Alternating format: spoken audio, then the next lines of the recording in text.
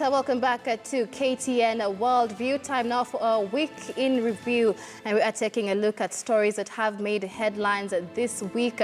International relations expert Abel Oyeyo joins us in studio for this conversation. Abel, thank you so much for joining us this morning. Thank you. So a lot has been going on this week. The US presidential election does not want to go away. It's still in our faces. So Green Party's presidential candidate Jill Stein now says that they're planning to file for recount in 3 key states, and these are the states of Wisconsin, Michigan, and Pennsylvania that were very critical to Donald Trump's election. Yes. And she's doing this because she says that there is reports of anomalies in the voting and counting as well. What impact is this likely to have on Donald Trump's election? I don't expect the election to be overturned, but it's tainted the election itself. As we said earlier, Trump was not expected to win. In fact, he was not even preparing to be president. Right. That is why the transition is very messy. So what's going to happen, because the money has been raised, Americans have been so concerned with the election. Yes. She has the money now, so she's going to file for a recount in Wisconsin. It's going to be, I think the money is enough to do the same for Michigan and Pennsylvania as well. So I don't expect the votes to be so, to be enough to amount to an overturn of the election. So Trump will be president at the end of the day. I mean, but that being said, during the campaign, Trump was at the front line of saying there is election irregularity, voter fraud, pointing it out at Clinton. But Clinton did not have any such claims. Could there have been a possibility of voter irregularity? Now, the election was, I think, influenced by the Russians with the emails and all that, and they were being released on an incremental kind of basis. Right. And the Trump campaign had some kind of plan. They were talking about suppressing the Democrats in terms of turnout, but they didn't have a strategy to do it. So they actually expected, they benefited from the WikiLeaks, because every single time a new package of emails were released, Democrats were painted as undemocratic. Right. It's like they mistreated Sanders. So guys decided to stay out of the election, and it suppressed the Democratic vote to a large extent. So it worked for them. So the Russians won the election for Trump.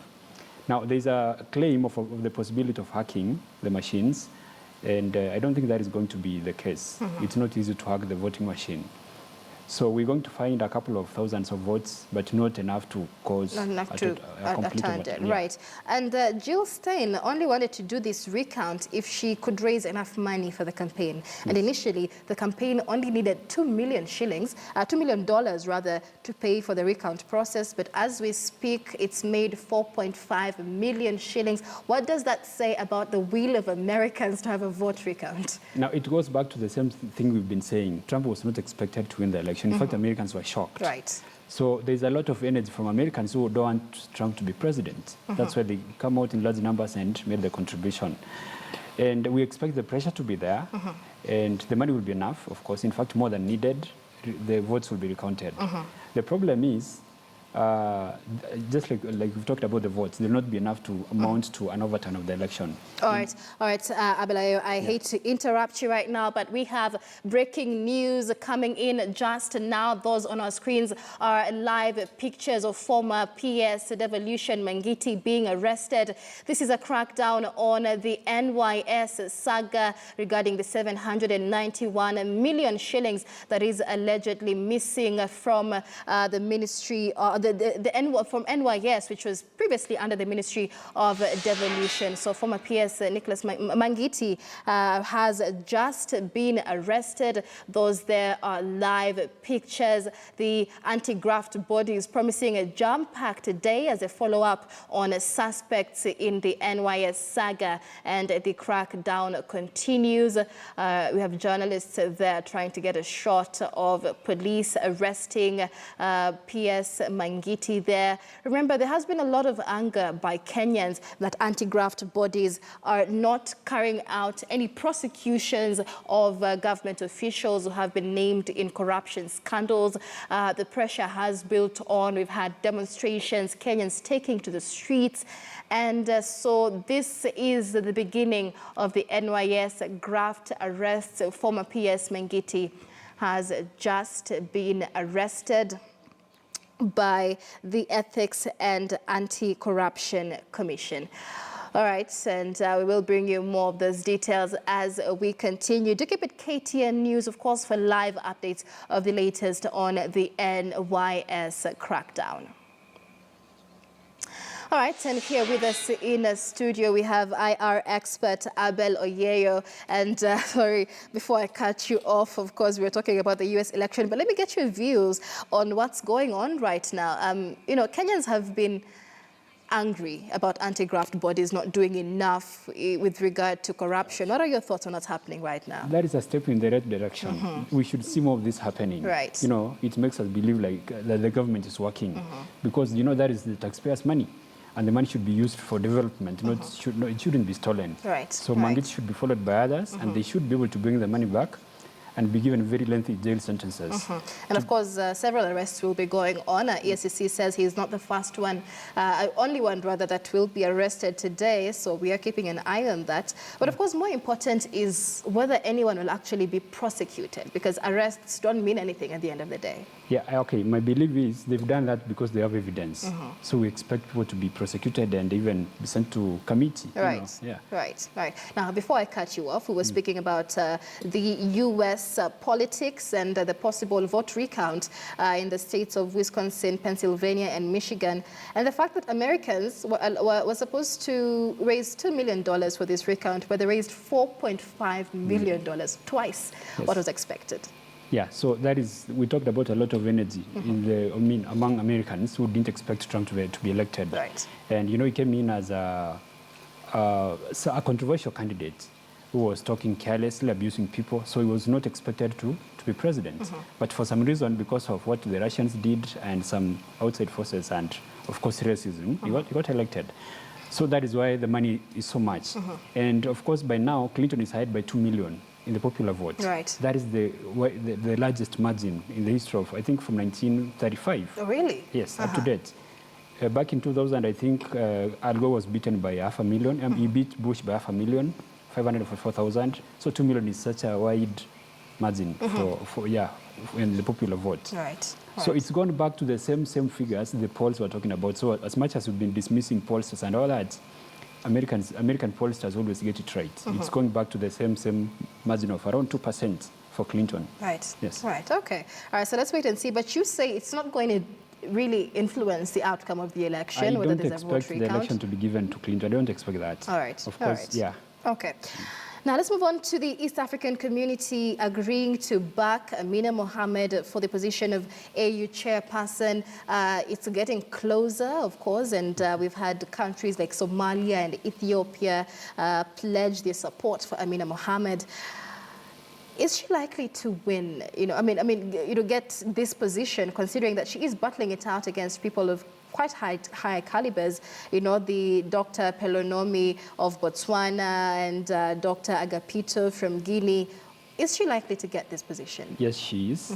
My bet is on her. She's likely to win. Her profile is also very strong. Right. And then, of course, now there's the force of Kenya compared to, the other countries in competition. For example, Botswana is a lightweight compared to Kenya. Right. Same thing with Guinea. So, and I think Deputy President and the President have done a lot of lobbying. She's likely to get it. Right. Yes. So my money is with her. Yeah. Well, let's hope that. And of course, that will be very good news for Kenya, putting us on the front line in uniting the continent. And we also have Somalia elections currently ongoing. The parliamentary elections have been ongoing, but we ran a story that just a few minutes ago that it's supposed to be a democracy, but not much of it, not much of the functions of a democracy are being seen. There's allegations of voter fraud, votes being bought for as much as $5,000. Talk to us about this election and the fact that the presidential election coming on November 30th, of course, is expected. Yeah. Is it going to be a peaceful election, first of all? Okay, so far so good. Now, the last election, which was carried out in 2012, only 135 people elected parliament. Now we're talking about 14,025 people participating in the election. Right. That is a big shift. So it's not perfect. That is what I'm going to say. But it's a step in the right direction, given the kind of situation we have in Somalia. Right. So I expect as we move forward, Somalia is going to make tremendous progress in the direction of democracy. So for now, we should be satisfied. It's not perfect, but we should be satisfied with what's going on. Right. It's chaotic. There's a lot of fighting going on, but it's taking place. Yeah. I mean, the Auditor General says it's not democratic at all. That there were even a possible risk of a third delay because the election was delayed twice already. Yeah. Should the president be elected? I mean, through this process, and still expected to bring peace in Somalia, will that work well? Well, when you talk about bribery in elections, that is just not exclusive to Somalia. It's happening in Kenya and it happens in places even in the United States. Right. So it's not something that is very unique. And we're talking about a country that has experienced, I think, for the last 5 decades or 6 decades. Yeah, the last time I think an election was carried out in Somalia is back in 1984. Right. So that is a long time. So what we're seeing is not perfect once again, but it's a step in the right direction. All right, we need to give credit where it's due. At least they're holding the elections. Yes. Right. And so this week, another big story to make headlines is the Catholic Church in Rwanda apologizing for its role in the genocide that saw hundreds of thousands of Rwandans killed in 1994. Now, the Catholic Church says, although it did not send anyone to participate in the killings, it acknowledges that its members were part of the genocide, and so it is apologizing. How significant is this apology? Well, it's long overdue, because when the issue of the genocide came up, people took sides based on tribe. So even priests and other church members were not spared. Right. They took sides and they participated, of course, in the killing. So most likely the church has done its own audit, internal audit, and they realized the members participated. So the apology is expected. The problem is it's late. And of course, that is a pattern of what has been affecting the Catholic Church worldwide. There have been cases, of course, of molestation, sexual molestation of children all over in the US and all that. So I think it's a message the church is sending that we need to ask for forgiveness for letting down the people we should have protected from harm. Yeah. Of course, and it's very significant. The genocide, of course, still has a lot of emotional memories for the people of Rwanda. Unfortunately, of course, again, with the kind of political climate we have, it's not helping. And Rwanda is some kind of ticking time bomb. So once I think the strong man is out of office, that's why I can call Kagame, things will get out of hand. Because the kind of democracy that is expected to make sure that kind of violence does not take place again has not been supported and grown. Yeah, so we cannot call Rwanda a democratic society. Just yet. Oh, well, okay, not at all. All right, Abel Oyero, the international relations expert, taking us through the week in review, taking a look at the top stories that have been making headlines in the world this week. And of course, here on Worldview, we are keeping you up to date with the latest. Breaking news is the crackdown on NYS suspects. This, of course, is with regard to the 791 million shillings NYS saga. Former PS Mangiti has been arrested by EFCC a few minutes ago, and we continue to have live pictures from Integrity Center. I can see our senior reporter Patrick Amumi there preparing to give us updates of what's going on. We'll be getting back to Patrick Amumi. Patrick, if you can hear me, can you give us an update of what's going on there?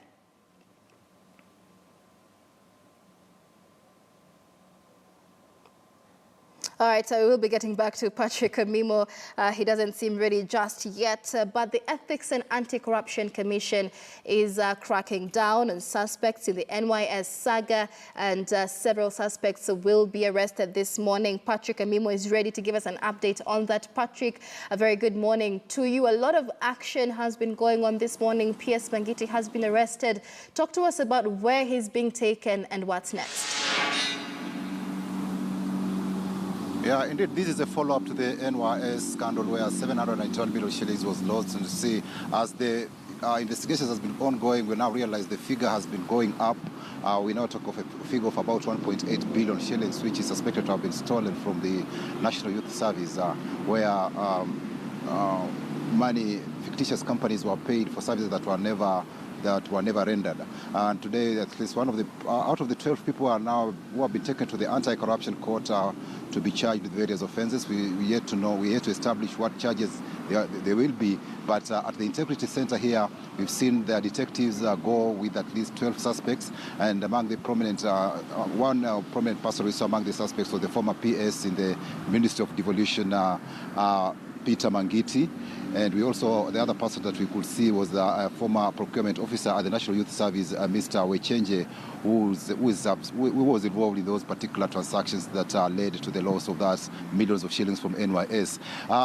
There was indication that also at this particular place we'll be having the Kilifi governor, Amason King. He's been asked to appear before the anti-corruption detectives today. So we'll be pitching camp here to see whether Amason King will also appear at this place and also record a statement with the detectives. All right, Amimbo, are you talking about Kilifi Governor Amason Kingi? He is, of course, not coming there in relation to the NYS saga. Talk to us about why he is recording statements with EACC. Indeed, what has happened in Kilifi is that 2 weeks ago we heard that there was a loss of money. Initially, there was talk of about 1.1 billion shillings, but the governor did come out and say that what he had detected was 51 million shillings, which he suspects that officers in the county had stolen, and that's the money that was being investigated, because Amason Kingi came up with figures and said that there are 5 companies that are based in Nairobi which are benefited from those payments, the 51 million shillings. Some of the companies are based in Nairobi. There's one he mentioned that is based at Nasiko Plaza, and Kingi said that these individuals will be giving details because they have their names and addresses. So I think maybe when he appears before the detectives, he'll be giving his part of the story on what he knows about these particular companies that were paid money for services that were never rendered. Because according to Kingi, he says he was able to detect the possible theft of 51 million shillings before it could go to these phony companies. And we see there's been a push and pull about it. It's a matter that has attracted both the Jubilee and CORD in a war of words as they politicize the issue. But the governor insists that it's 51 million shillings. That's what we know now as per the governor.